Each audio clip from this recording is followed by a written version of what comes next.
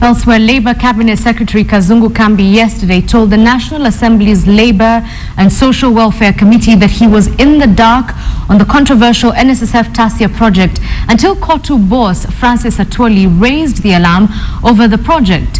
But Kambi also admitted that he lacks legal powers to suspend phase 2 of the controversial housing project. When he appeared before the National Assembly's Labour and Social Welfare Committee, Labour Cabinet Secretary Kazungu Kambi seemed to tone down his criticism of Kotu Secretary General Francis Atwoli over the NSSF Phase 2 housing project in Tassia. Kazungu had earlier dismissed Atwoli's concerns as a case of sour grapes. Immediately there was a whistleblower mentioned that there was a problem with the project. The first person to react was you, rather than the board or the management. Atwoli came out strongly and gave names to this project is when I asked for a proper brief. And when I was briefed, I was convinced that the Procurement Act was followed up to the latter. Atwoli has insisted that a decision to spend 5 billion shillings of pensioners' money on the housing scheme was illegal and amounted to fraud, claiming that the NSSF board never held a meeting to discuss approval of the funds.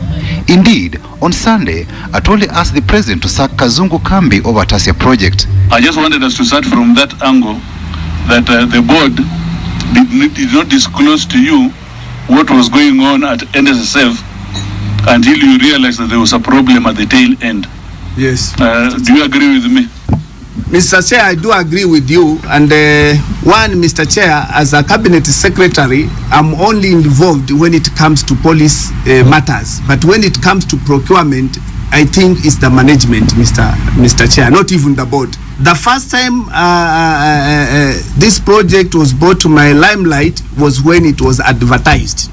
So I called by the then acting trustee Hope Mwashumbe, and then is when now she briefed me. This is a long time project. It started way back in 1992 up to now. So she told me she has authorized for it to be advertised and tendered. The committee will continue grilling Kazungu Kambi over the housing project next week. Patrick Amimo, KTN.